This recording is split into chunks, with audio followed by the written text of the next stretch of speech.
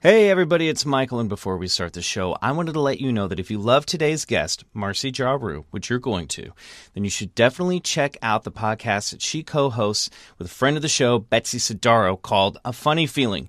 I'm on this week's episode, Bryce is going to be on next week's episode, and we have Marcy today, so we're having a bit of a crossover party. So definitely check it out. We're so excited to be able to spend so much time chatting with these ladies. They are fucking hilarious. You are going to love Marcy. You're going to love their show. If you have not checked it out, it is right up your alley. Okay, great. On with the show.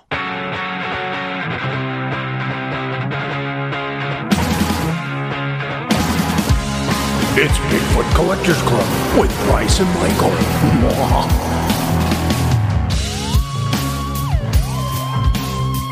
I know a ghost story or two.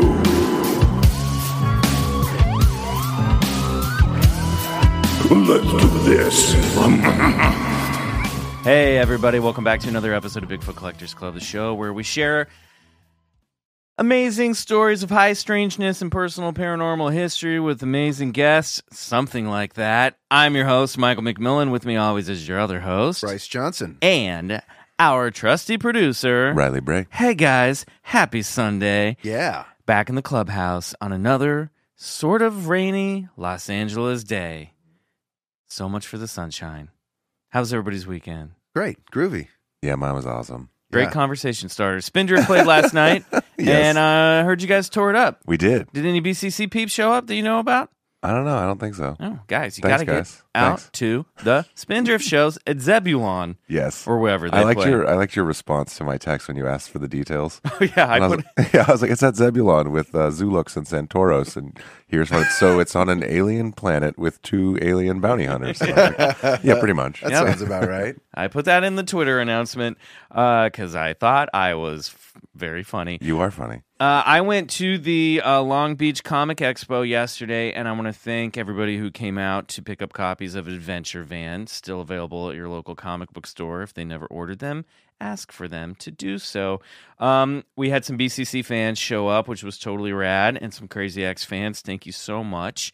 And I spoke to a guy there by the name of Adrian, who I've met before, and he's an avid listener, and he had a really cool photograph. Oh, really? It's perfect for a podcast.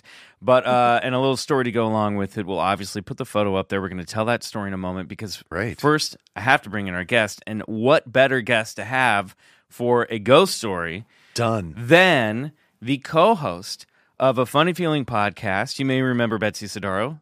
This is her partner on that show.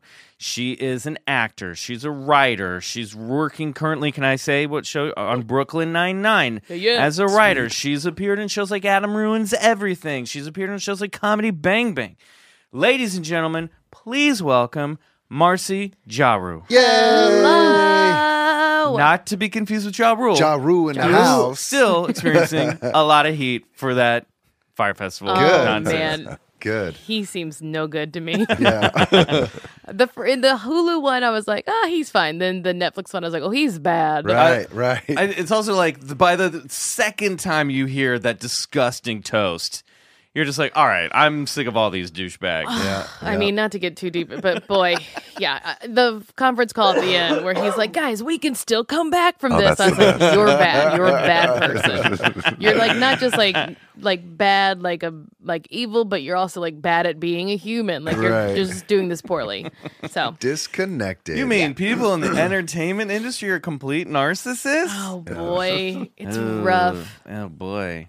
How's writing going on Brooklyn Nine-Nine? That's fucking awesome. It's been such a great experience. What a good show to come on to. And like after they got canceled and picked up by NBC, and it's been just the coolest to see like basically like everyone as excited as they've ever been about this show. That's right now. awesome. So cool. So it's sort of fun as like a new writer or, new staff writer to be like, oh, cool. Everyone already loves this thing. Yeah. So that's not, I don't think that's the typical experience for like your first writing gig. Totally. So it's been awesome. Based on my one writing experience in a writer's room, energy matters. Positive energy matters. Not that mine wasn't, but it's It's tough because I worked on a show they'd been doing for like 10 years. So, some days you could come in and you're just like, oh, people are just at work today. That is the thing that I worried about it being season 6, that like, there could be that kind of like, we've already done this before, but because there was such like a loyal fan base who had just like basically saved the show through a Twitter campaign, it like made it feel like really exciting to like go and try stuff, like new stuff and fun. I don't know. It's just been great. And what a good cast. Like, no complaints. Yeah. Other than like constant insecurity. Other than that, it's been amazing. Do you guys remember years ago when Angel was canceled and like people, what were fans sending in, like pencils or underwear or something? There was like underwear. Pencils might have been Veronica Mars, but there was like that was back when like it was really before the internet was really, there was no Twitter yet, but people are just like mailing in all these things. I know I have listeners who are yelling at the podcast right now. Like, we didn't send in our underwear. Do we send in our socks? Yeah. I love that I started a story that I didn't know how to tell. I was really hoping that somebody... You did ask, do you guys remember? Because I don't. You're off the hook. I feel like it rarely happens when fans try to get something saved or course corrected. It rarely occurs. So. I know. It does feel like wild. And it resulted with you having a job. Hey, man. I love having health insurance, so. But let's talk about your moonlighting gig. Yeah. It's great to talk to a fellow paranormal podcaster. Oh, yeah. So, A Funny Feeling is a lot like Bigfoot Collectors Club in the sense, but you guys are mostly focusing on ghosts. I mean, that's the majority of the types of stories that we've encountered so far, but we're open to it all.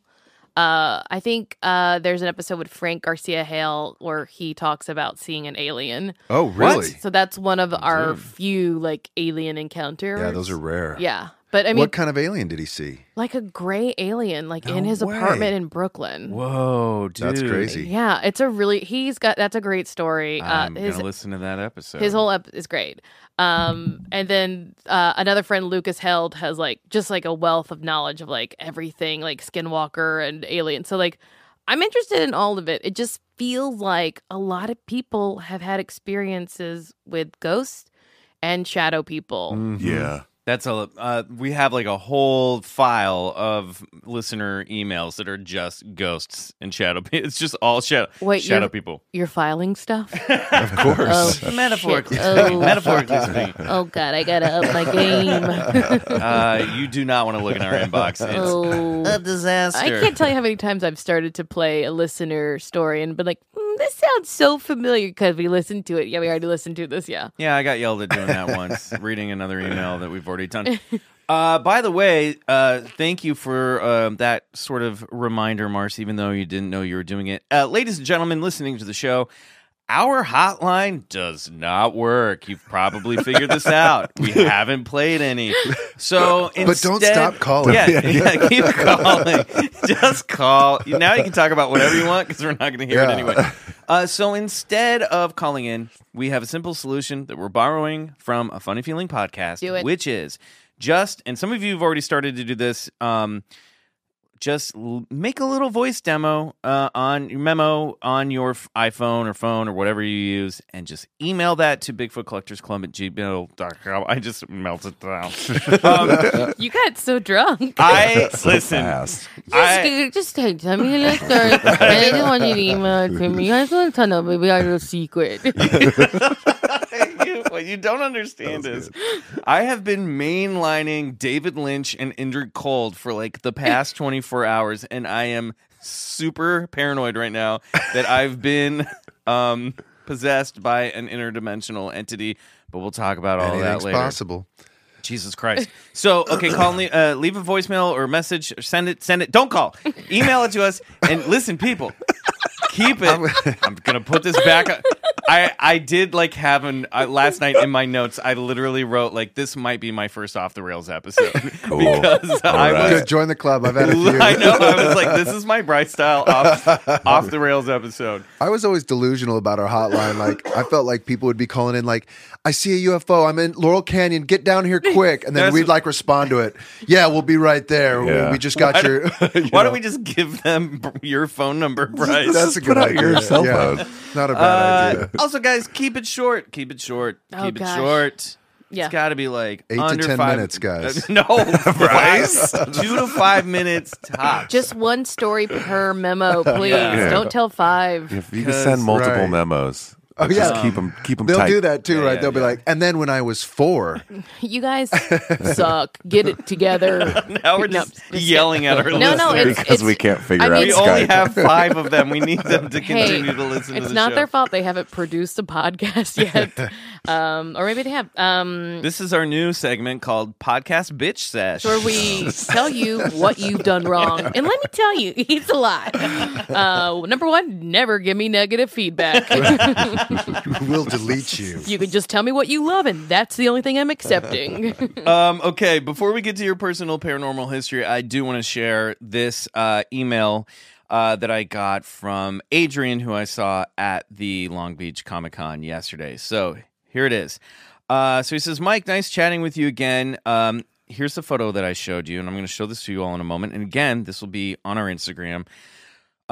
He said, so this apartment is of a friend who is involved in a very successful paranormal investigation group in San Diego. And his day job, he works for the coroner as a forensics expert. Oh. Nice. So this guy is like burning the candle at both ends. He is like, I'm looking at dead bodies and then I'm talking to the souls Right. at night. So Adrian writes, long story short, he broke up with the group and he spoke to me about his friend who emailed him the said picture and wanted him to do an investigation. This is a friend of the guy. The apartment is a friend of a guy who's involved with the group. Okay, so his friend tells the paranormal investigator, just hang with me. His wife and child were upstairs when the motion sensor on his camera went off. And he received a notification on his phone. So they had a little security camera downstairs in the apartment. But instead of checking on it, he ignored it because moments before that, their dog had run downstairs. So he figured it was just the dog. So he figured wrong. He decided he took a moment and then he was like, well, I'll check it out, and looked on the phone and found this photo. No. I hope that's a painting. This Oh my is. God. Let me see. Pass it around. Are Is you that kidding a me? woman in heels? There is a ghostly. It looks to be a woman standing in his living room downstairs, and there is the dog is staring at the figure. Oh my God. In the email, Adrian says that he freaked out, thinking that there was an intruder in the house, ran my downstairs with a God. baseball bat, and nobody was there, and the front door was locked and deadbolted. He was like, I was ready to Can beat I this describe woman what to I'm death. seeing here? I was going to beat her to goddamn death. Should I describe what I'm seeing? So it looks like this lady in a white dress, but you can't see her legs. Yeah, her legs fade out. Oh, Yeah. weird, because I thought I saw heels. Well, maybe I it's just think- like a girl thing. I think there's shoes at the bottom, but like her legs They're are kind of yeah. transparent. Weird. It is one of the most convincing. If the story's true, and I have no reason to disbelieve this Wow. guy, that is one of the most compelling This is ghost photos horrifying. I've ever Yeah. seen. And look at the dog; is just staring Just directly staring at it. yeah. The dog has a pert little tail. Also, look at all these like figurines and It's a stuff. scary apartment. They got some There's like some homilies in there. I mean, he works for the coroner. No, this is the friend of the coroner. But this person has like a lot it's not just me. of they have some artwork that is sort of like, Questionable. well, not questionable, but it does seem to be like these are like some sort of like native statue Oh. sort of thing. She's I- got that. Are you racially profiling the artwork? No, I just mean that like it's like Our some new sort segment. of artwork that's like what is this sort of? It's got kind of like a Let me see. ritual. She's got that Looking- Ghostbusters Oh, Gozer haircut yeah. too. Oh yeah. Looks like Indiana Jones might have been through Yeah, there. like it seems like maybe they might. Oh yeah, there's a few. Looks like Buddhas and some statues. Yeah. some I was trying to icons. think of how to say like spiritual Oh. art or something like that. Is it at all possible that we can get the video clip of this beyond just this one? Adrian, if you're screen grab? listening and you can get the video clip, I think that just snaps photos. I don't think it's a video. Oh, okay. But if there is a video, we would like to see it. Yes. Adrian says, crazy story and even crazy pic. We aren't sure if it's a dress dress or a hospital gown? But more importantly, what is up with that foot? Because there only seems to be one in the photo. I can relate. Crazy. That is spooky. That's true. Hey, congratulations, by the way, Bryce. Oh, thanks. You're finally out of your cast. Yay. Yeah. Oh. Yes. Never been stronger. Healed. Literally. Yeah, Healed. exactly. Yeah. Have you seen the most boring show called The Healer? No. It's this guy from Australia who is like an energy healer. Mm-hmm. It's very boring, but it feels like one of the most like maybe believable kind of reality shows like that. I think it's a TLC show or something. Right. But it's just this guy and he goes and he heals people with like chronic illnesses. And then he has to take a nap after every healing. Does he perform psychic surgery?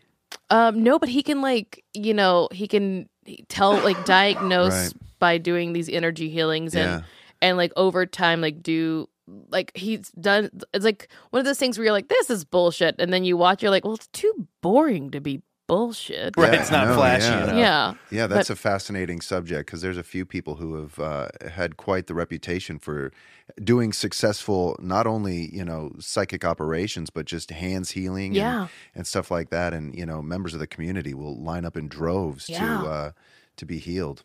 I know a Crazy lady stuff. whose hands definitely heal. Ew. Thank you. Her name is Mother Teresa. No, I don't like it. Her giving And hand she's jobs. a freak. I didn't say that. Yeah. If there are any healers listening, please fix my cough. It is not going away. Oh, no. Oh, God, I'm so sick of this. Anyway, Marcy, how did you get into this shit? I was born into it because Really? I'm from Louisiana. Oh, and yeah. I feel like it's sort of impossible to be from that area without being, surrounded by ghost stories or, Goths, voodoo. a bunch of goths. But I can remember, like, as a kid, like, hearing stories about my grandfather when he was, like, just out of the army. And, like, he and some friends, like, got a witch doctor they were trying to, like, rob a grave, maybe? I don't know. Okay. But, or, we need to rewind a little bit, establish this cast of characters, and then go from there. I was like, I should call my dad and get him to remind me of the story because I can't remember it fully. But this is a vague recollection of like being a kid and hearing this story about my grandfather coming back from World War II after being a prisoner of war and all that. Oh, wow. Purple Heart. No way. Yeah, killed his captors. He's a real badass. Was he in the Pacific or European? European. Okay. Yeah, That's incredible. And so he came back, and then he and some friends, I guess, had heard that there was this witch doctor in New Orleans who could like talk to spirits and like figure out where some treasure was, and they like paid this. They were like, okay, we'll go, and this guy will tell us where this treasure is. That we conjure the spirit. But like as they were doing it, like smoke or mist started coming up from the grave, and it scared them so much they just ran away. Oh. But that's like a story I heard as a child, like a little kid. And I love that you're like, instead of being the man in the gray flannel suit who has to go to a boring office job, your grandfather just became like Abbott and Costello meets Frankenstein after the war. Both of my grandfathers were so interesting, like that. I won't even start talking about them because they trump everything I got. Yeah, that's wild. So on my dad's side of the family, I heard stories like that.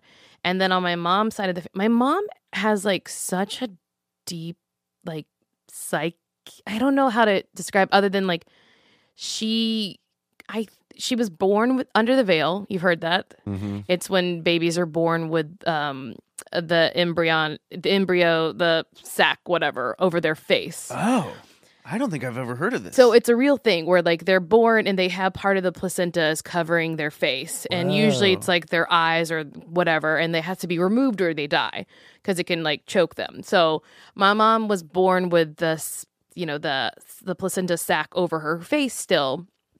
So she was always told that she was born under the veil.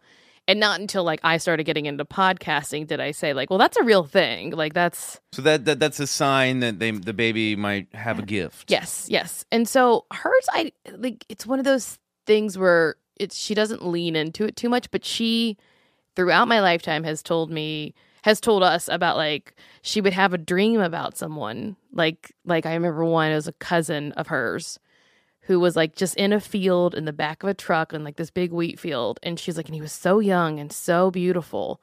And he just said, bye, Teet. That was her nickname, was Teet. And he says, bye. And then in the morning, getting a phone call that he had died. Wow. Dude, this is like the second or third episode in a row we've had these stories come up. Yeah, it's wild. Of dreaming of the like younger version of the beautiful person, and then saying goodbye. Wow. And she's had more than like. In fact, I interviewed her on one of our episodes of A Funny Feeling. Your mom, yeah, and it's such a good episode because she just goes through like seeing angels, but she's definitely like. I've gotten a phone call from her. Like when I lived in New York, she would call me early in the morning and she's like, what happened last night? And I was like, a man followed me home. Like she knew it. She's like, I shot up in the middle of the night and I knew something was wrong with you. Oh, wow. That's and crazy. you did not inherit any of these powers? No, I didn't say that. Oh. I have never had those sort of dreams like that, like of someone saying goodbye necessarily. But I just a few weeks ago, we got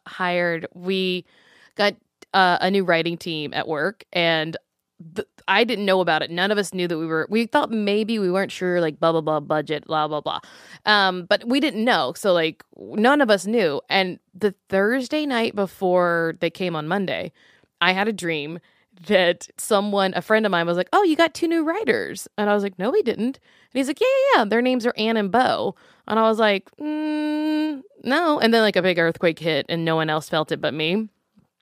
Fast forward to Monday. I'm worried about the earthquake part. Yeah, hold on. Okay, that's cool that you have some new writing partners. But the earthquake? Wait, we can't stop them. Okay. All you can do is anchor your shit to the wall, get some water, put some shoes in your trunk in case you're caught in a parking garage. No, I've got those shit bags. Yeah. And then on Monday, the 2 new guys, they're not named Ann and Bo. They were named Van and Evan. Pretty close. Close enough. Yeah. I give you a hit for that. But I was like, I just dreamed about you guys. And no one thought it was that impressive, but I was like, you guys. Yeah, I feel like talking to a room full of comedy writers about the paranormal is maybe not like your best audience. Very cynical people. Very skeptical. Not trying to believe the lady with the crystals, I see. Yeah, you need to go talk to the cast. They will buy everything that you sell them. Absolutely. So like little things like that. But I also like, you've heard it a million times. I'm an empath.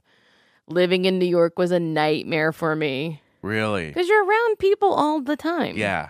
And like if you don't know how to handle that stuff, and I didn't, then it just feels like you're overwhelmed and like having like mood swings, and like I would almost feel like I was going to pass out all the time. Yeah, I was going to ask, how does that manifest? Like how, and then how do you pull yourself? How did you eventually pull yourself out of that? I like, can you can describe it. Remember like being on the subway, and I would always call them swooning spells, where I got so you like are from the South. Ma. Lord of my. Hey, lady, what's wrong with you? Daddy, get daddy. But yeah, I would have like I would feel like I was gonna throw up or pass out, and like that, like I'm about to pass out feeling. And like I even got like medical tests and blood work done, and there was nothing wrong. I was like, I don't know what's happening to me, but it would happen occasionally. And then like I think Betsy talked about it too, like panic attacks and stuff like that.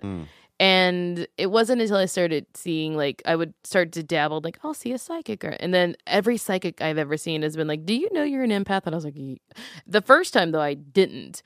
I was just, but it was like a huge revelation that sometimes when I feel a feeling that I don't understand, it's not me.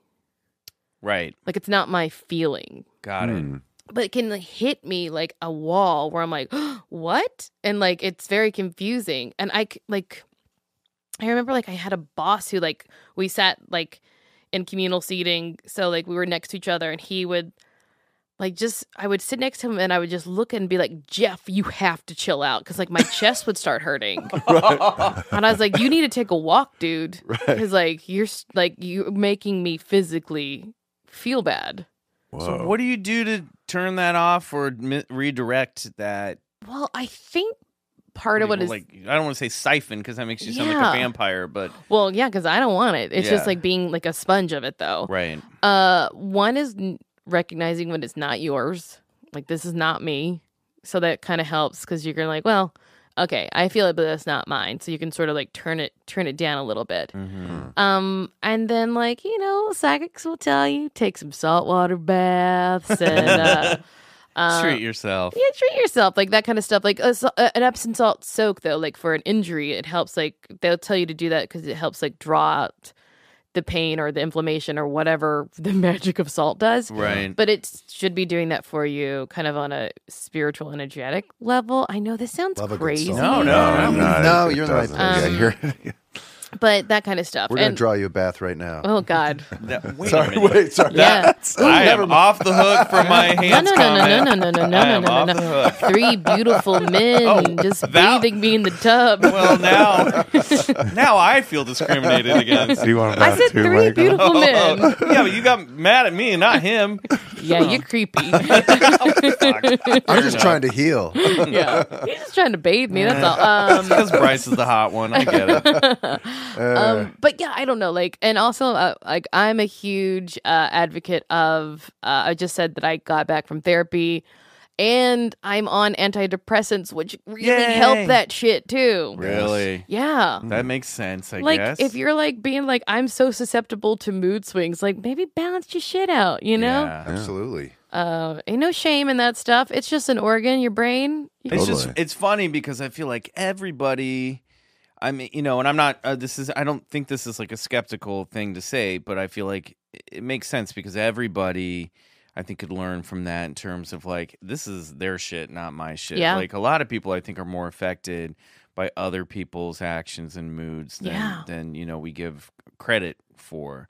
I can't imagine being like, you're married, right? I am. Like that literally being that close to someone so often, and like, I really like, I talk about it in therapy. I can't imagine having like that much of another person's mood around me. Yeah, I don't know. I feel like well, she stopped talking to him about 2 months ago after he spent all his time doing this podcast. So. Yeah, she's not as much of a fan as I am about this stuff. No, we're pretty reclusive too, though, and I feel like this may sound like kind of lame or whatever, but it's like, when we withdraw into our, it's kind of like having another half of you. So it's like you don't feel like you're like, combining two energies. We kind of like operate as. But yes, I know what you're saying. Yeah, that's why you got to find someone you're chill with. Like you guys seem very chill. Yeah, we're on the same from level. The get-go. Yeah, we match each other very nicely, I think. So great. Yeah. Cool. So must be nice. Must be nice. Have fun in your loneliness. A lot of niceness there. Taking your lonely bath. My bath alone with my cat watching me, who attacks me constantly. Man. So, but it is hard to figure out that stuff of like, how do I manage this feeling, and like, how do I like not let it overwhelm me? Yeah, I think that's really hard for a lot of people just in their 20s. And teenage 20s, all that. Like, there's like, it's hard to figure that out. Oh, I'm 40 and it stays hard. Tough. Like, I had to like remind myself, we just wrapped Crazy X like a week ago, and I sent, the text or the cast, and we're all on a group text thread, and I had been like, hey, everyone, I kind of sent out a group text being like, hey, if you feel yourself finding irritable or a little like grumpy this week or sad and you don't understand why, or a little angry, it's because we just say goodbye to this thing, and it's like ending a relationship that you have no control over. And I've been through it a couple times now with a couple different long-term jobs. And sure enough, like this weekend, I just got in the dumps, and I was like, I had to remind myself, like, I had to say goodbye to something that was like really important to me. And it just sucks as an actor too, especially when those jobs end. It's like sad and also a little bit stressful because you're like, what's next? The next job. Yeah. But it's funny because those little underlying things, if we're not aware of them, really can. I mean, now that we're just talking straight up mental health, but like can just be a landmine, for a week or months or a year, and then suddenly they go off, and you're like, why am I upset? And you're like, oh, because that thing that you didn't really take the time to acknowledge or make sure you recognize that this stuff can happen. It's tough, Leaving camp on a big scale. Yeah, it is. It is that, and I would always get so depressed after theater camp ended. And I had to go home. I was like, I miss my friends. What about those experiences when you just do one show, like a pilot or something, and then somebody, we're like a family now, you guys. And I'll never speak to you again. Nothing worse than doing just a day on a show and someone else who's like, can I get your number? I'm like, no. I don't want you to have my number. I don't have time for that. That's me. For some people, I guess it's fine, but I'm just I barely see my actual friends. Right. I'm not trying to pick up new ones right now. Yeah, totally. But this is why I think people on shows like The Bachelor, they do fall in love, even though it's 3 weeks, because they are fully in that camp mentality. No, that is because they have their phones taken away from them by production, and they have nothing else to do but fall in love. There's no TV, there's no phones, they don't have work. They're I guess I'll fall in love. But in the 90s, that's what theater camp was. We didn't have cell phones, we didn't have TV. Oh, just some little dorks fingering each other. What a dream. Oh man, the old days. All those love letters I wrote to Wichita. Just the state, not even a person. Just a town. Dear Wichita. Yeah, but I think even just to bring it back to being sensitive and all that stuff, I think that sort of opens you up to this other world of what else is there? Most definitely. Being I have these feelings, it must mean something. What is it? What is it out there? Yeah. And have you ever experienced something that you felt was this is very paranormal? This goes in the books. It started, so when I was leaving New York, I went to a psychic who was like, you're an empath and blah, blah, blah, blah, blah. And I left New York really suddenly, truly on a 2-week notice of being I'm getting out of here. Bought a one-way ticket just on a whim and was like, bye-bye. To come to LA. But before that, I was like, you're gonna leave in 6 weeks, and she was right. But I didn't know, and I didn't choose it either, because my mom is the one who bought me the one-way flight, because she's like, you seem sad, and I think this would help. And crazy enough, it did. It was really truly a whirlwind of me moving to LA. After how many years in New York? 7. Oh wow, yeah. That's a long. But work had dried up, and I needed to move, and I was just in a really stressful. I was like, I don't know what to do. And then she called me back 20 minutes later and was like, I booked you a one-way flight. You'll figure it out. That's awesome. That's a cool mom move. She's a cool mom. She's a cool mom. P.S. I'm psychic. Well, she is a psychic. Yeah, exactly. And then getting out here and being so overwhelmed by the energy of Los Angeles, all of a sudden shit started happening to me, and or not to me, but I was working as a PA. And we were filming in an abandoned hospital, and my job, I was the perfect situation for an empath. I was my job was, I worked for one of the producers, and I was supposed to set up a place for her to be near set all day. So I was had to walk in, I get there first when the crew was there, setting up their stingers and all that stuff. So I'd walk in the dark, and I went up, I was walking through this hallway, and then I went up to the second floor, and as soon as I got there, I had a full-blown panic attack. And then I ran down the stairs, and I was like, oh, I'm fine. What the fuck is up there? Right. And then that whole day, we had so many weird things happening, and we're the ones running the power, so we have generators, and the power is being run from outside. But we kept yelling over the radios for the kid upstairs. So we're you need to lock up the third floor.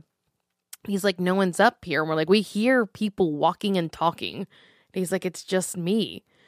And then we would hear heart monitors. But there had just never, there was not even electricity there. No. And so that was the beginning of it. And then I lived in an apartment where my roommate... I'm pulling out my phone and getting on Instagram. I can't handle He's had enough. Yeah. I was like, he's Tindering. I'm just swiping. Tell your story. I can't deal with it. Right. Scary. Someone. And then, like, so my roommate, I lived in a 2-bedroom apartment, but my roommate, she had a fiance in San Francisco, so she never was with me until she had an audition. She would fly in for the day for auditions. So I lived there alone. And one weird thing that I didn't even realize was happening until later, like, I was new to LA, and, like, every morning I'd wake up and all of our cabinets were open.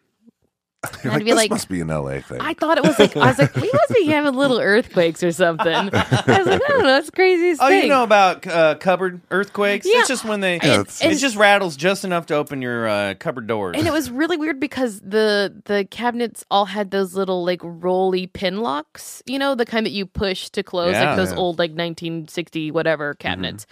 So they had those, like, pins to, like, close them. Yeah, what am I trying to say? We know what you're saying. Yeah. And so, like, I would really, like, be like, I'm gonna close these. So I'm really closing this fucking cabinet. Close these cabinets. Closing this And time. ain't nobody opening up these fucking cabinets because this is my house. You're like Wile E. cartoon character, like hammering nail 2x4s into it. Booby traps all around it. And so I remember. So that was the beginning, and I go up to. Sorry.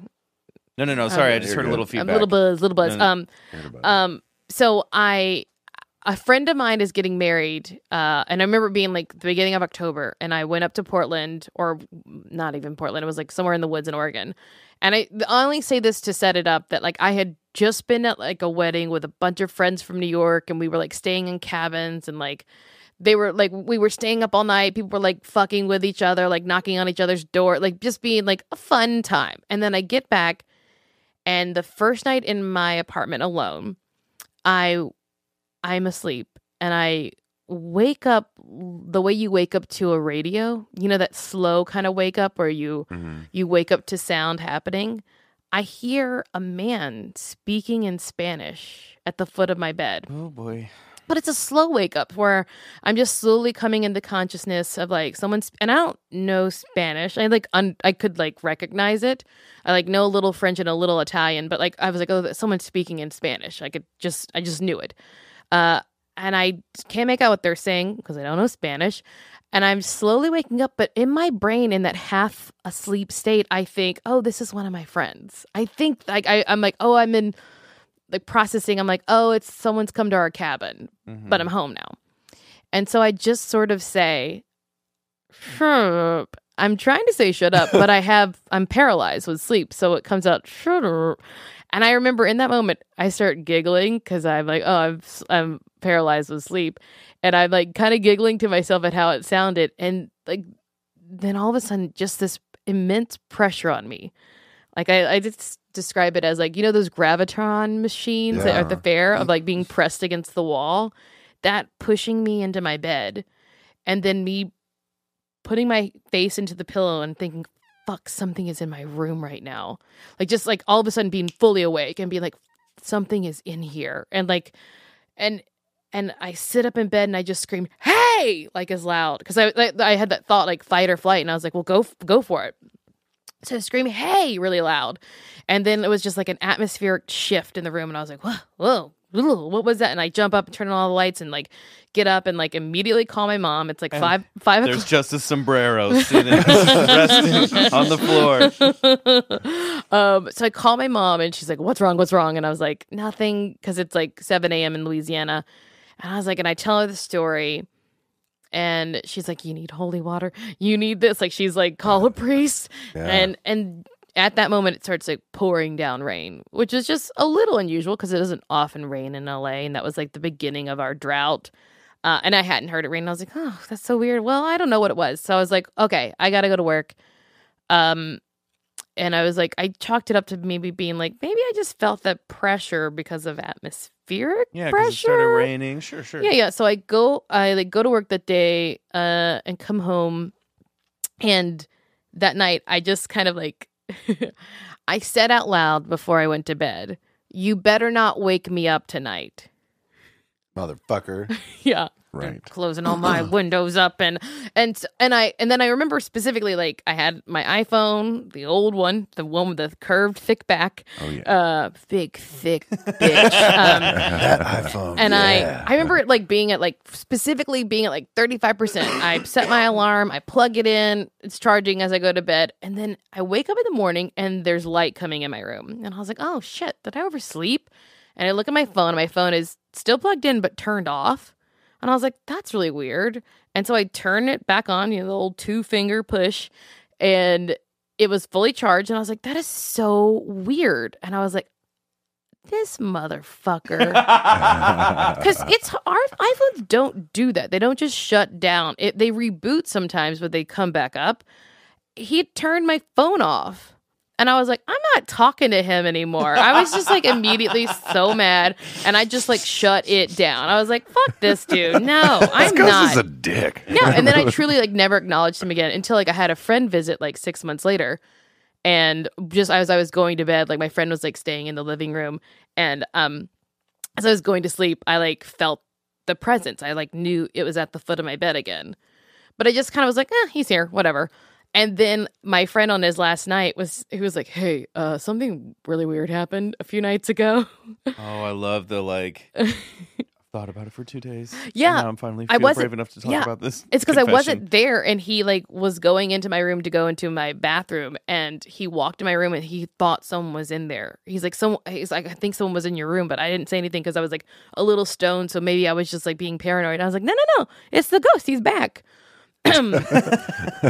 So I think is that all that happened to me there? But okay, what's really cool about this story is I moved out and 2 of my friends lived there next.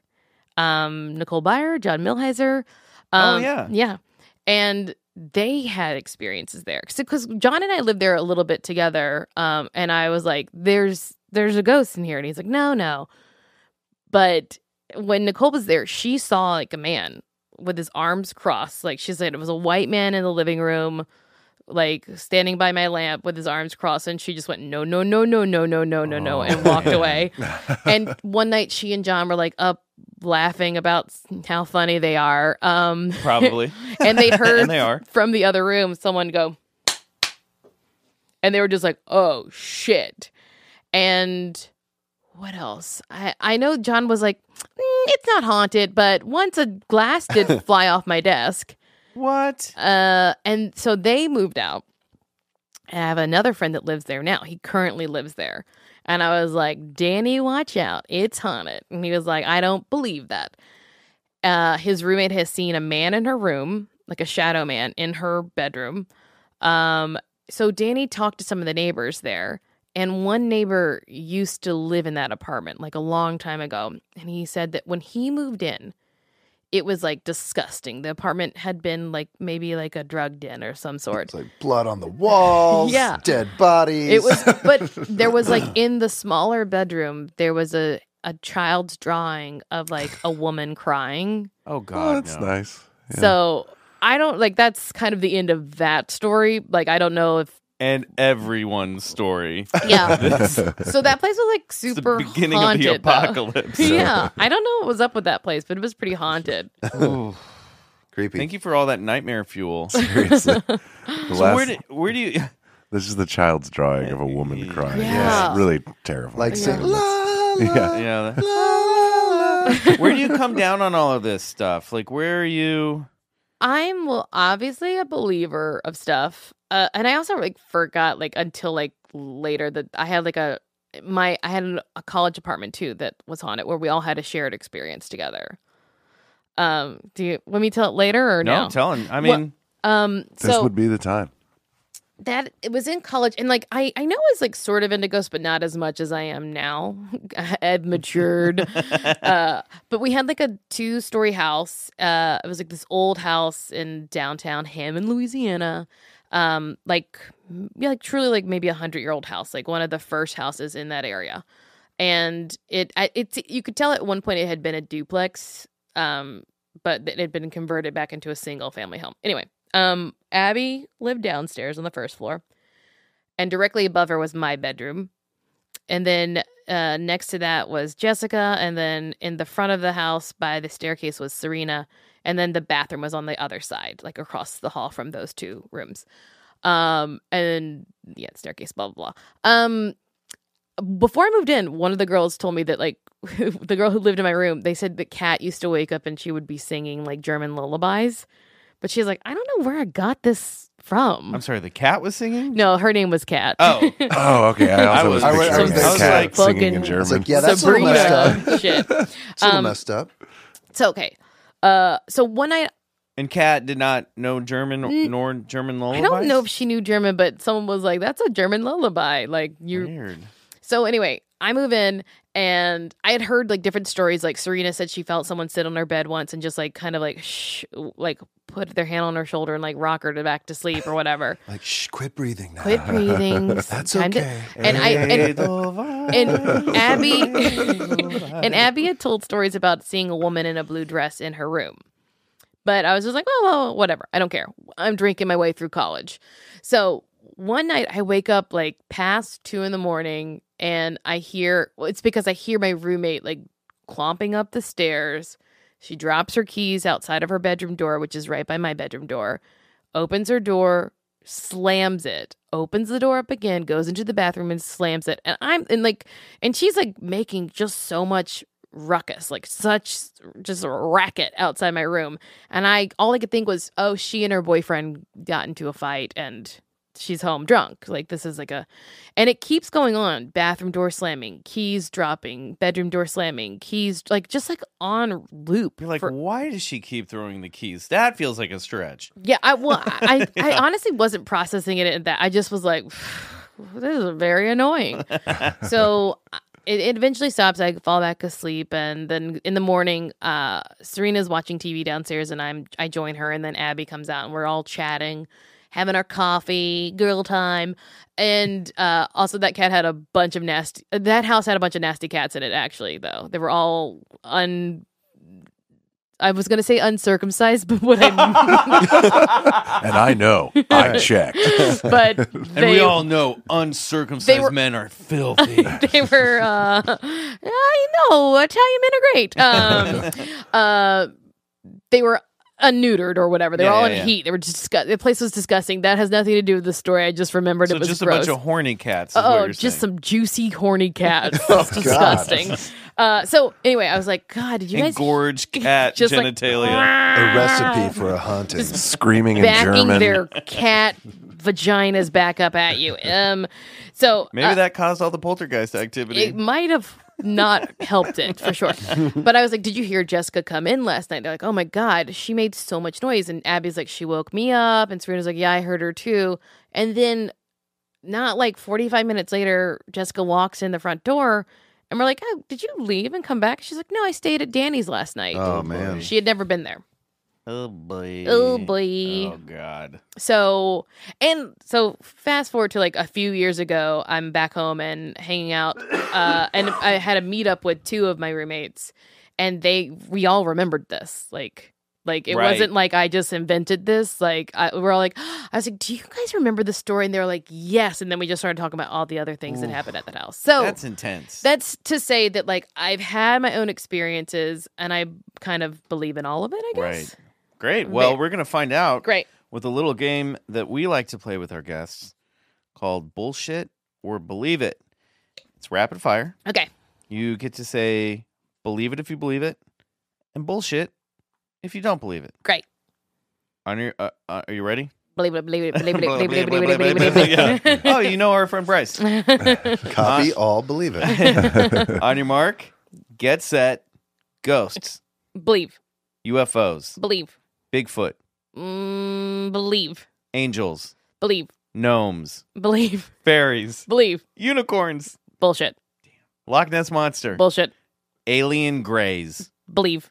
parallel universes, Believe. shapeshifters, Believe. mermaids, Bullshit. heaven, Believe. hell, Believe. dragons, Bullshit. yeti, Believe. elves. Believe. I like the way you're saying bleep. Bleep. ESP. Believe. Chupacabra. Believe. Demons. Believe. Atlantis. Bullshit. Life on other planets. Believe. World peace. Believe. Peace in the multiverse. Believe. Hey, not bad. How do you feel? Better. Shapeshifters. You believe in? I think you're the first person who said shapeshifters. Oh, absolutely. Have you ever heard of the jinn? Yeah. Oh, okay, tell us a little about the jinn. So I'm sure you guys, anyone listening, probably knows about the jinn, the mischievous jinn that were. Basically, you could say they're like very analogous to demons, or genies. Genies, yes. It's like an old like Middle Eastern. I don't know. It's in scripts, and they are so. Essentially, the story of the jinn is that when God created man, He asked the jinn and the angels to bow to man. And the jinn refused because they're like, we are higher beings than them and we're not going to bow to them. So he cast them out into hell or on the underworld, I guess. Just like, this is like basically the story of like Lucifer, Satan. Yeah. So it's very like analogous to that. Like, and so they were cast to the underworld and until like Jesus comes back or whatever. That's actually not right. And like he gave them a certain amount of time to like, if you think that humans are beneath you, you have to prove it to me. And so the jinn fuck with us to prove to God that we are lower forms than they are, and that we are harmful to each other, that we, are a chaotic creature and race. They're doing a great job. Meanwhile, my fucking car won't start in the morning. I'm trying to get to work. Well, they do things like they can shapeshift. They can appear as in human form. They usually come as very attractive humans. A lot of Jin's covering a lot of ground here to make people suspicious and paranoid. And they can come to you in dreams and just do all kinds of stuff. So I think that's sort of shape-shifting. But I also think that, and you and I talked, Michael, about it on my podcasts. Spoiler alert. I'm on an episode of their show that might be out now. It's like coming. So around the time this drops. Yeah, it'll be real fun. That maybe like Bigfoot is like shape-shifting? Or tulpas or... Bigfoot, Bryce, I'll let you handle this one, but not so much shape-shifting as much as like shifting between different dimensions. Yeah. Yeah. But Bigfoot supposedly can turn invisible. Yeah, absolutely. In some Isn't stories. that just a hop, skip, and a jump away from shape-shifting? Yeah, almost. I mean, it's like changing matter. Yeah, absolutely. There's stories of like Bigfoot's materializing and dematerializing before witnesses and stuff, and there's also like telepathic or psychic powers attributed to Bigfoot. Yeah, not so much as in like changing shapes or like what we wouldn't classify as like a general shapeshifter. That always amounts to me as like bad in Native American medicine, or those old, sorcerer, witch like magic the stuff. Skinwalker legends. Yeah, exactly.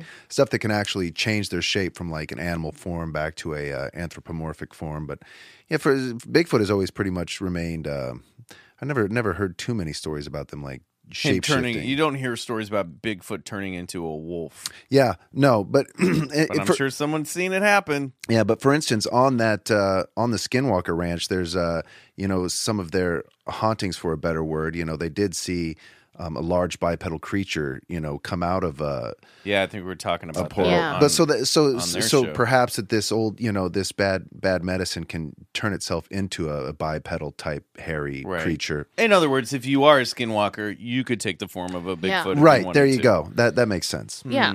But I also just think like a lot of everything kind of seems possible except for like mermaids and unicorns. Yeah. I think that was just like sailors who like fucked a manatee and were like, she had big tits.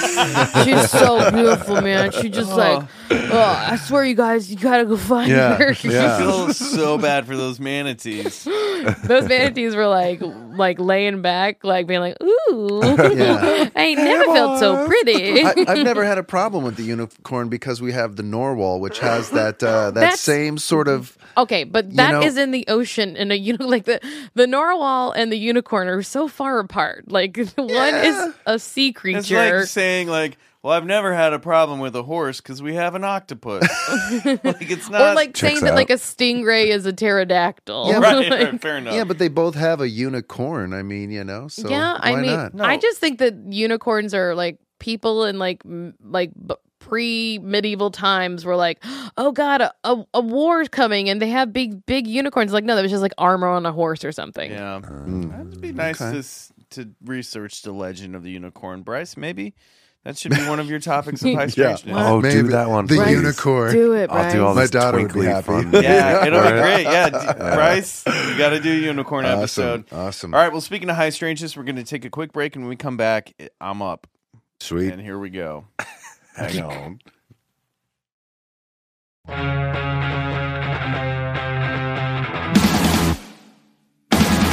In the world of rock climbers, only 1% of them free solo. You know what I mean? So it's like, it's already a small community of people that do that actual kind of climbing. But then within that community, there's only 1% of them will attempt to do free soloing. I saw the preview for that movie in the theater, and it made my nuts climb up into my it was tense, man. Just even watching it, you feel like it feels really stressful. It's insane. It's insane. Do you wish for him to fall? No, just to end it. Just like, I can't watch this anymore. Just fall. Just fucking fall. Oh no, but I mean, it is tense. Yeah, you're like, God, one mistake, and then just to see like what he'll put like on his foot on like for a ledge. It's like a piece of rock that big, holding his weight, which is between life and death. You know. No, that's not for me. While you were watching Free Solo, I was watching Lost Highway by David Lynch because... Oh, man. It's a classic. We've been talking a lot. For our Patreon listeners, you know this as well. About a month and a half ago, we did a campfire story on Indrid Cold and Woody Derenberger. And since we were talking about John Keel a couple weeks ago, and we've been talking about Hellier and all this real vivid high strangeness stuff and stuff that was happening in the 50s and 60s, I've been getting more and more interested in Indrid Cold and John Keel, and I was like, fuck it, let's just get back into it already. Oh yeah, man. So today's high strangeness, and the point was that Indrid Cold is in Lost Highway. There's a character named the Mystery Man, and it is spooky as fuck, and it totally holds up. And there are a lot of different theories about what Lost Highway is about because it's a David Lynch film, and so there's, the narrative is kind of abstract and fractions off. Characters become different characters, much like in Mulholland Drive. But it seems to point towards ultra-terrestrial activity, different dimensions, and there is this pale, grinning man that is in the character dressed in black, and he appears, he does spooky phone calls, and there's like strange lights happening. Wow. And it's Indrid Cold, and we'll talk about, that's a whole other conversation. I've never seen the movie Lost Highway. You've gotta watch it. That might be a movie night one, huh? It's a crazy movie. With who? He already saw it, Bryce. With yourself. Would you see it again? Please cuddle up with me. I would see it again. It's bonkers.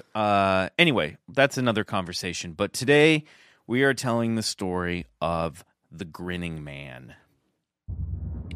So I got this story from John Keel's book, The Complete Guide to Mysterious Beings and Strange Creatures, which was formerly... The Complete Guide to Mysterious Beings and the book Strange Creatures from Time and Space, which are basically the same book with a few revisions. So this is cool. So this is all kind of John Keel's notes on the Grinning Man, who is related, if not the same entity or entities as Indrid Cold. And we'll get into all of this. So, on October 11th, 1966, in Pompton Lake, New Jersey, a police officer and his wife spot a bright white light flying overhead, and they say it's as big as a car. It flies over the DuPont factory in town and then vanishes over the hillside towards Wanakee, or Wanakee. I'm not sure how to pronounce it. So this light that this police officer and his wife spot, and they're nameless in Keel's books. Now, this is an important side note. Keel, what's great about this book, Complete Guide to Mysterious Beings, is that it's published in 1970, or I think 69, and then revised in 70. And it's a really fascinating document because you're reading these stories and they've happened recently. Now when we tell stories about the 60s, we're like, that's 50 years ago. It's so cool to read John Keel's accounts as if these are happening in real time in this era of high strangeness, and these memories are just a few years old. So, and he's also interviewing a lot of people in these books that do not want to go on record. They will tell their story, but they are just like, I don't want to get involved. I don't want the press coming after me. And because the result that happened for most people and would happen for Woody Derenberger is it fucking ruins their lives. Yeah. Because the news wires love it because it's just pulp that they can put into their newspapers and put on TV. But and people gulp these stories up, but people lose their jobs and their livelihood and their credibility and sometimes their marriages, and they're just like their world falls apart. So most people don't want to go on record. So this light that this police officer and his wife spot, it goes over the hills and makes its way to Wanakee, where Sergeant Benjamin Thompson and Patrolman Edward Wester of the Wanakee Reserve Police Department witness this light for themselves as it descends and hovers its way across the reservoir at a low altitude. Thompson said that the light was, quote, was brilliantly white. It lit up the whole area for 300 yards. In fact, it blinded me when I got out of the patrol car to look at it. I couldn't see for 20 minutes afterwards. So at that time, which was 9:45 p.m., and just around that moment, just 40 miles south of Wanakee in Elizabeth, New Jersey, two teens. I always love a good teenager cryptid story. Oh, yeah. Two teenagers, James Yankaitis and Martin Mouse Munov, were walking down the street near the Jersey Turnpike. And they stop at a corner that runs parallel to the turnpike, and behind them is a high fence that backs up against this steep incline that leads up to the highway, to the overpass. And they're standing there, and Jimmy nudges Mouse and goes, "Hey, who's that guy standing behind you?" And they turn around, and Mouse tells John Keel, "I looked around, and there he was, just standing behind the fence. He pivoted around and looked right at us, and then he just grinned a big old grin." Now, this grinning man they described was broad-shouldered, easily well over 6 feet tall, standing on the other side of the fence, wearing a sparkling green suit that shimmered under the streetlights. And he was also wearing a wide-set black belt around his waist. He had a dark complexion and small, beady eyes that were wide set.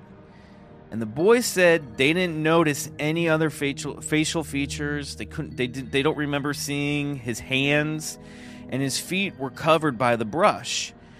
And they both had a distinct impression that he was staring at the house across the street for some reason. And according to Keel, there had been reports of like violent acts and crimes in town recently, so they freaked out and just ran. They took off. They were scared of this guy. And Keel had come out to Elizabeth with a UFO lecturer by the name of columnist, or I think he published a paper or wrote in sort of UFO newsletters. This guy James Mosley. And actor Chuck McCann, who was a famous television actor at the time and was a comedian as well. So he's kind of like dudes like he's a dude kind of like us. It's like he's an actor and a well-known actor. He was like contemporary of Tim Conway. Just like me. Yeah, just well-known actors like us. No, but I'm saying, because at first I was like, what is an actor doing there? I was like, well, I'd want to go, and check this out. That's who's got time. But, yeah, that's exactly. He's got time to get into this.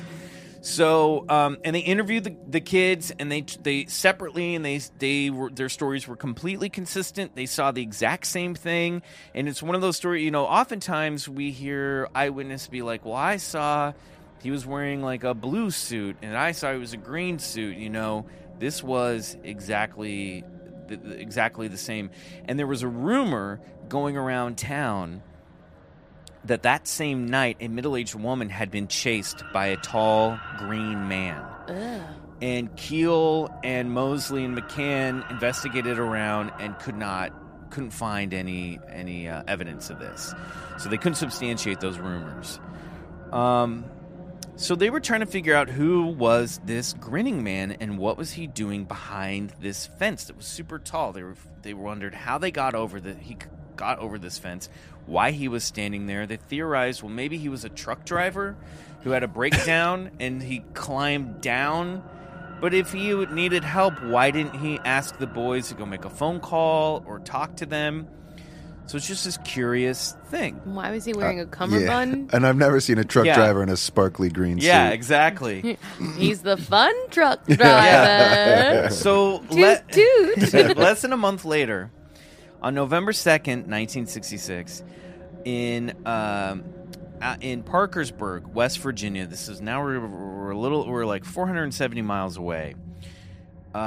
Woody Derenberger, who was a traveling appliance salesman, he sold typewriters, sewing machines, and he was driving home from Marietta, Ohio, to Mineral Wells, West Virginia, and he's outside Parkersburg when he had just dropped back of his truck a typewriter or sewing machine had fallen off the bed of the truck.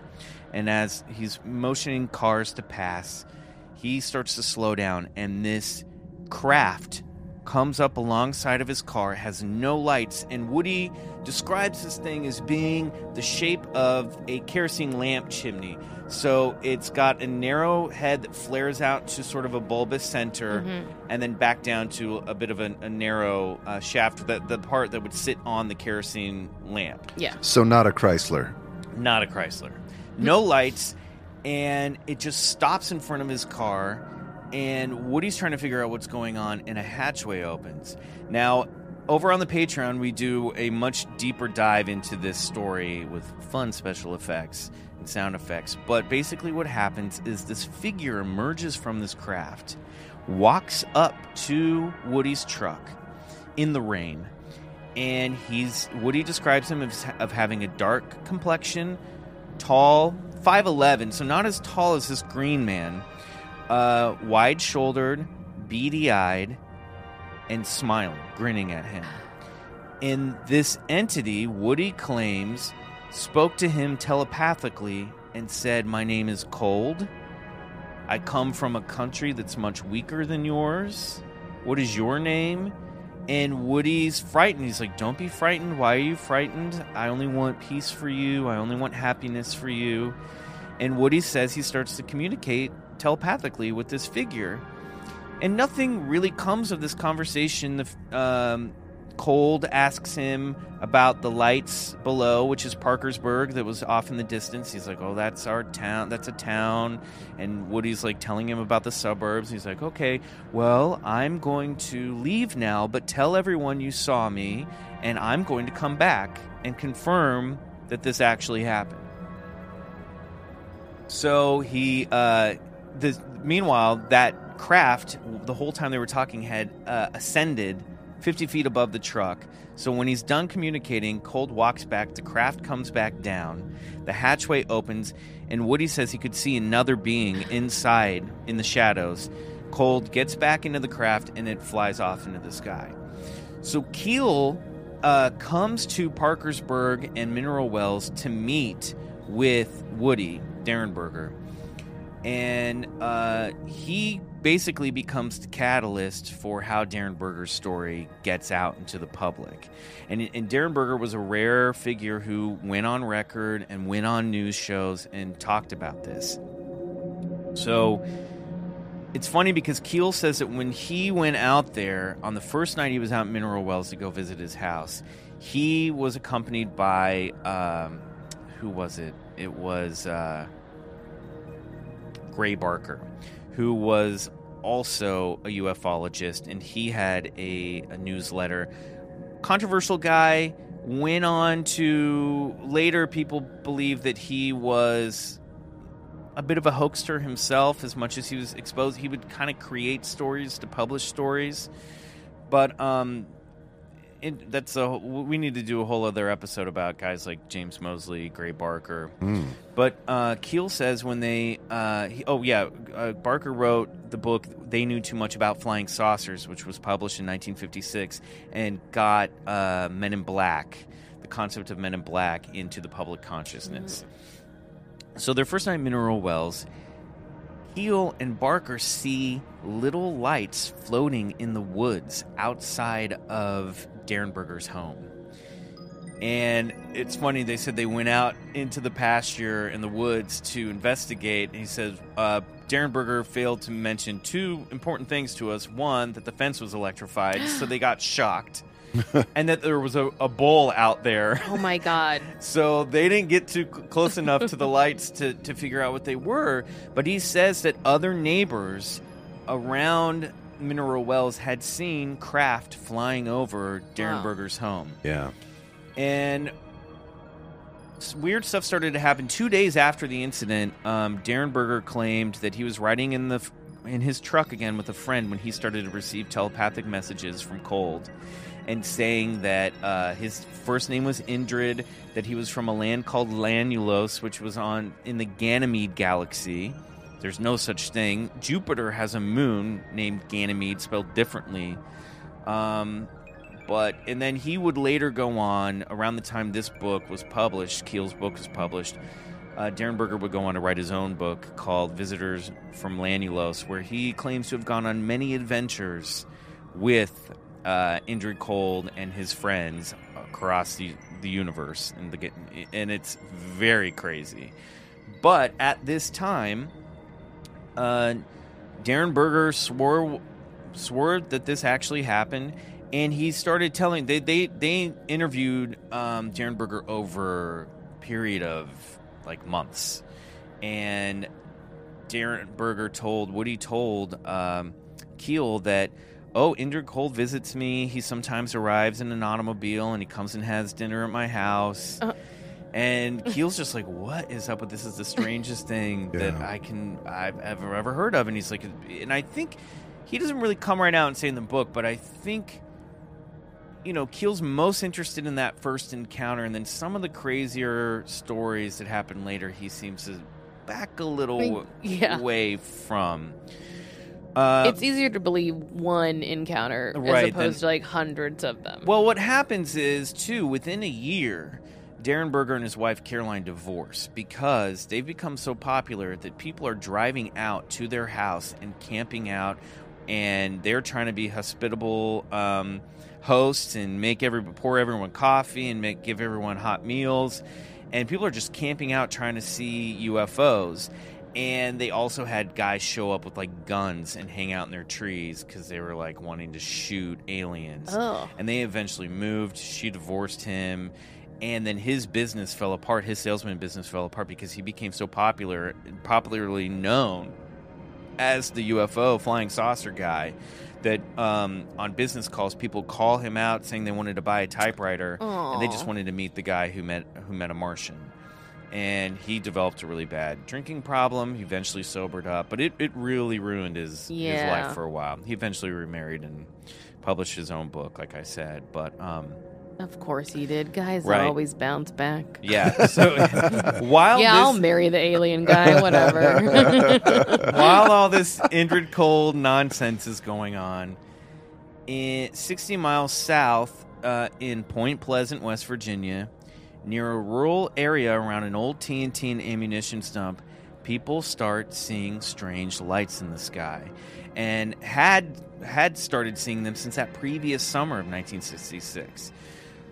So we're now in March of 1967, and this family called the Lilly family, who lived off Camp Conley Road. James Lilly, the father, is a riverboat captain, and he's a very serious dude. He does not believe in this stuff, but they started seeing these lights. He's about to. And he's trying to figure out what they are and cannot explain them. And he said that they became so routine. I've got a quote from the book here. James Lilly says, It didn't take us long to learn that when our TV started acting up, it was a sure sign that one of those lights was passing over. I didn't think much of all the flying saucer talk until I started seeing them myself. You've got to believe your own eyes. And cars that were in the vicinity of the Lilly house would suddenly stop working. They would break down. So all this technology is starting to break down. Classic, like UFO, encounter details like that. And their daughter-in-law, who lived on the south end of Point Pleasant, started getting these weird phone calls where she was like, it's almost as if they knew when I was home. Mm-hmm. I would get home from work, the phone would ring, I'd pick up the phone, and a weird metallic voice on the other end would start saying things to me in a language that I did not understand. Yeah, it's messed up. And Keel comes in, starts interviewing the family. I mean, first of all, what a cool fucking job John Keel's got. Just during this high strangeness peak time, this flap is going around West Virginia, and we haven't even talked about this is all precursor to the Mothman, which we've already covered. But he said he carefully asks the family, have any of you had any strange dreams during this time? Anybody maybe showing up in your dreams? And I guess Mrs. Lilly turns to their daughter, who's a teenager, Linda, I believe, and said, go on, tell them about the nightmare you had in March.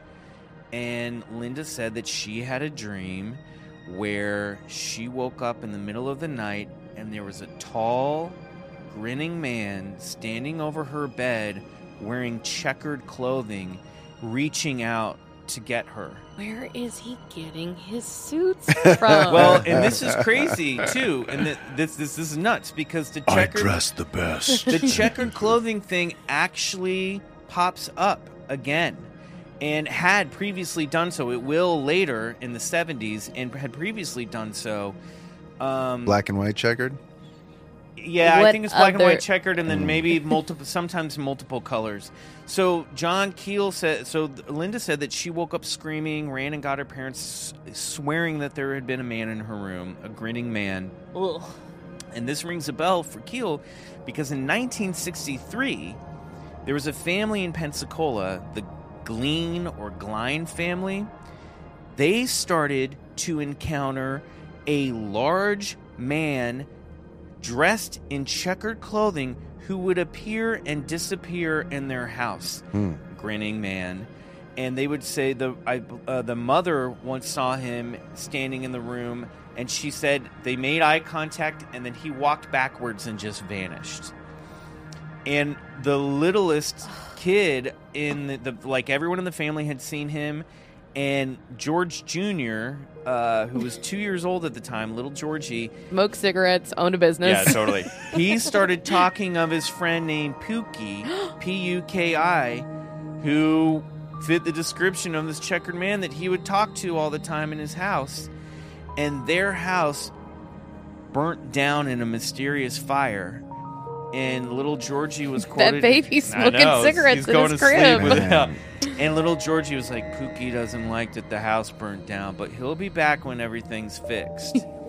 And Keel says that a lot of times there are these weird, inexplicable fires that happen around the time of UFO encounters and strange... Oh, the thing that I failed to mention, too, is the Lilly family also started experiencing weird poltergeist activity. Yeah. Strange knocks in the walls.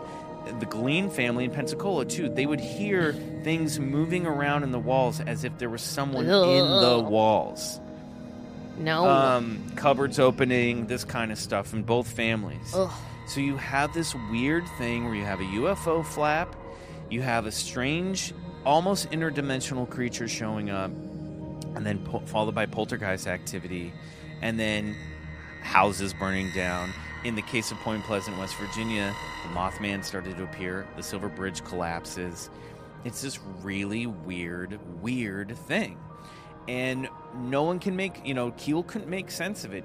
All he could do is say that there is a routine of strange figures, grinning men showing up in accounts of high strangeness like this. He even went on to do some research to discover that sometimes they would appear in hoods and cloaks, and found stories of ghost monks and people seeing weird hooded monk figures that were also kind of and other stories of people dressed in checkered clothing. And it rang a bell for me, the Sanfretta abductions in Italy in the 70s after all of this. That was the security guard in the villa who met these giant reptilian-style aliens that supposedly abducted him multiple times.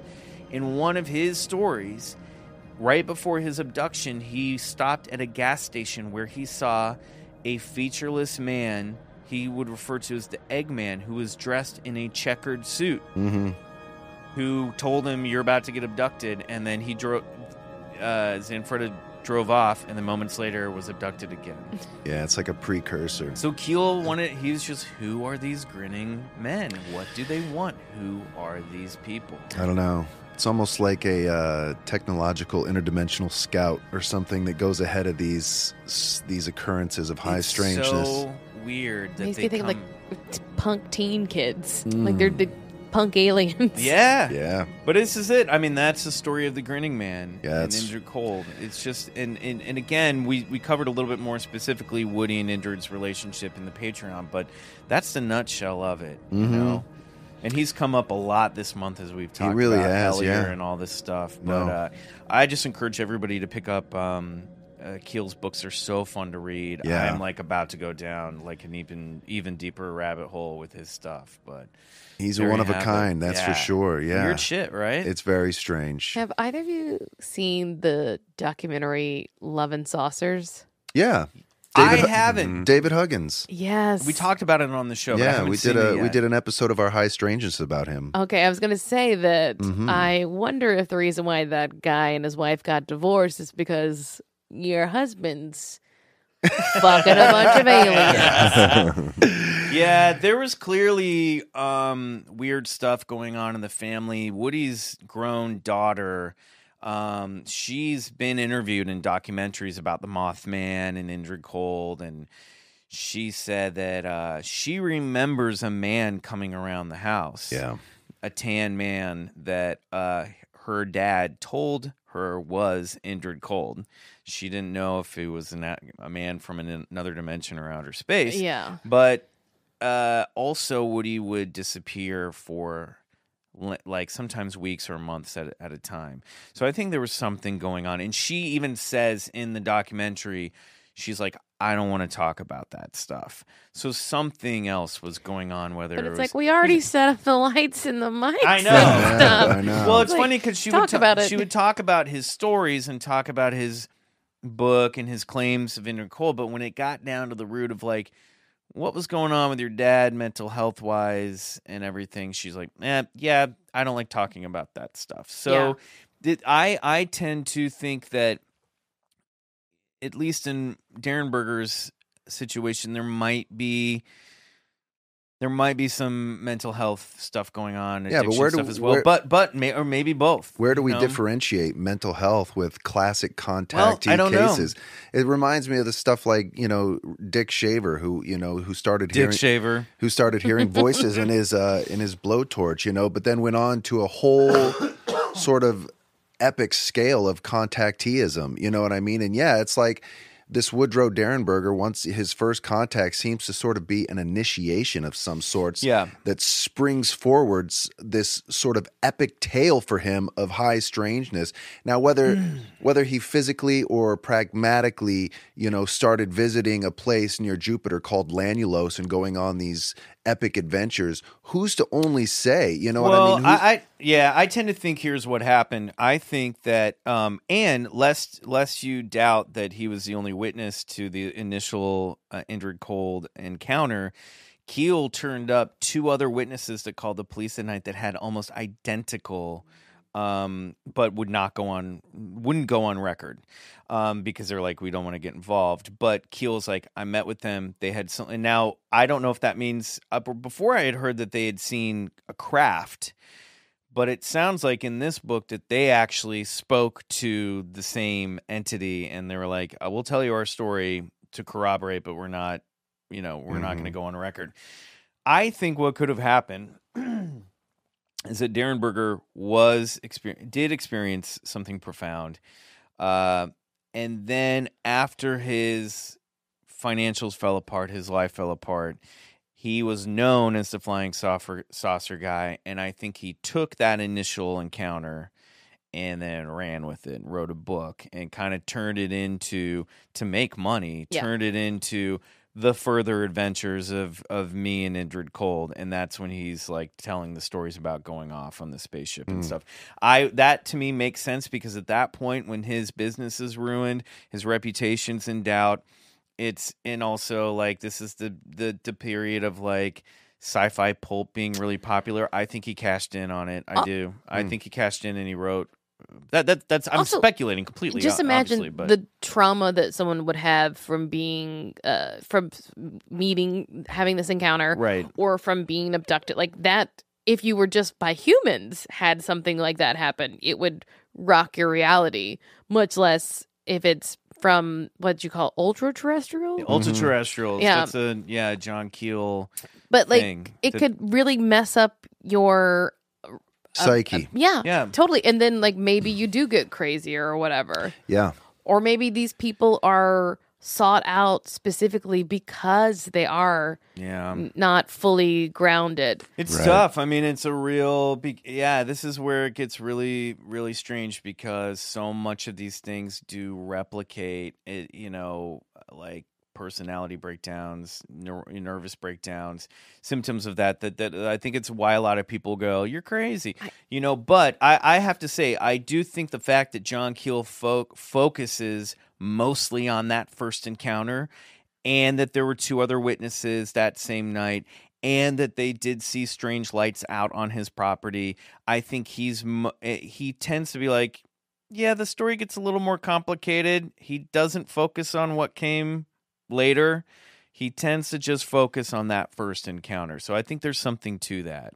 It's almost like a carnival. You know what I mean? There's so many strange side attractions. And, I sort of disagree with you in a sense. I think to try and make sense of what happened to him and then his life is to I don't know. Sometimes I don't think it's as easy as 1, 2, 3. I think this thing is so hard to explain what type of phenomena occurs. John Keel would often call whatever these things were cosmic tricksters, or that there was some sort of there was a joke element to it, maybe driving people insane or crazy, or to feel that they had these sort of adventures, whether they happened on some other plane or some other dimension, God only knows. Or some kind of dream reality. Yeah, absolutely. No, I know.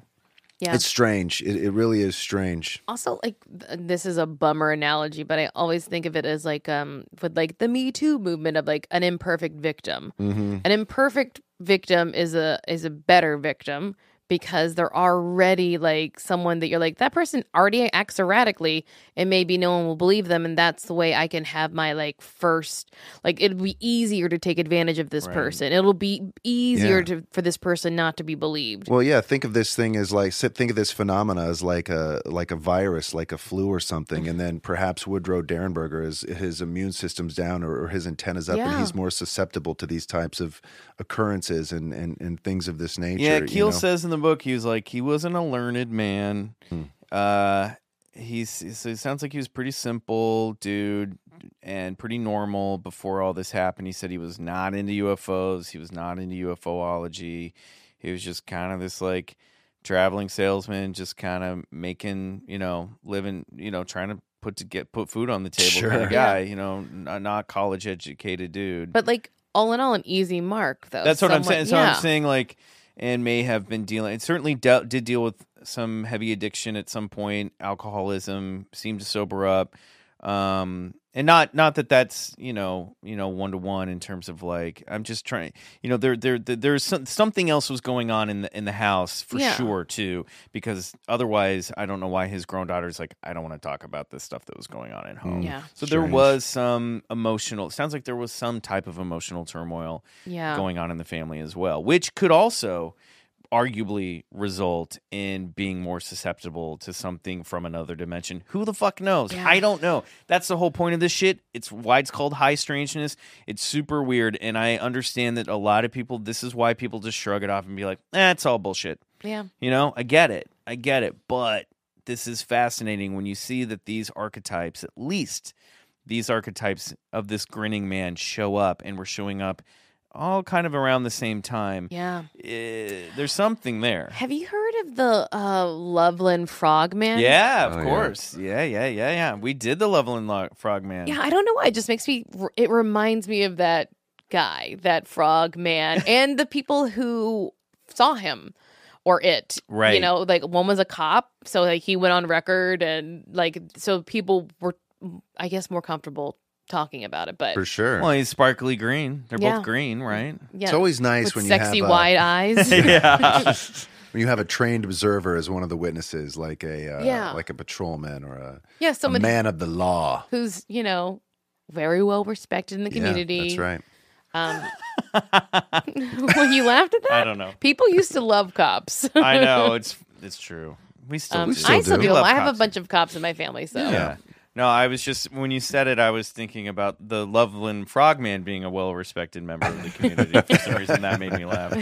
Pictured him in, like, getting the key to the city. he's like, "Oh, please, I don't need this. This Yeah. is too much." So, Marcy, thank you so much for being on the show. This was a Yes, blast. thank you. Where can people find a Funny Feeling podcast or your other podcasts, yeah. which are? Okay, let's see. We got Kardashian It, All Things Kardashian. Oh. That's on iTunes or anywhere you listen to podcasts. And then 90 Day Bay is my 90 Day Fiance recap with Nicole Byer, and that's only on Patreon. Wow. I've not. Oh, really? Yeah, Oh, okay. we're only doing it for cash. Yeah, money. baby. I still haven't watched that show, but everyone says it's so much fun. If you like crazy people, Yeah. you're gonna love 90 You're gonna Day. love it. You're gonna love I 90 love Day crazy Fiance. people.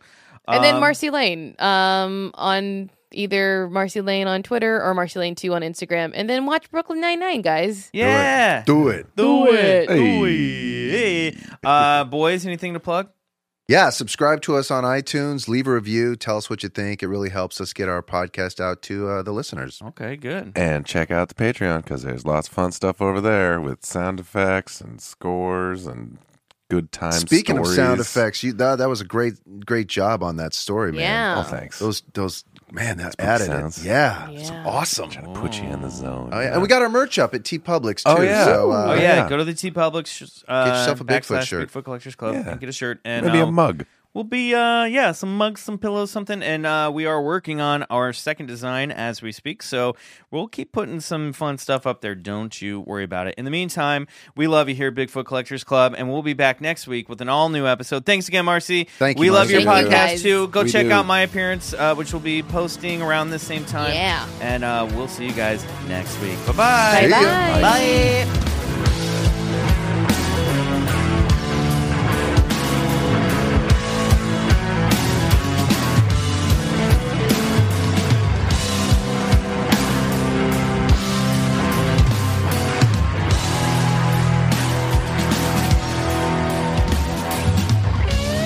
Bigfoot Collectors Club is produced by Riley Bray. Our theme song is Come Alone by Suneaters, courtesy of Lotuspool Records. If you like the show, please rate and review us on iTunes. It really helps get the podcast to more listeners. To support the show, check out our Patreon page at patreon.com/Bigfoot Collectors Club and unlock multiple reward episodes every month.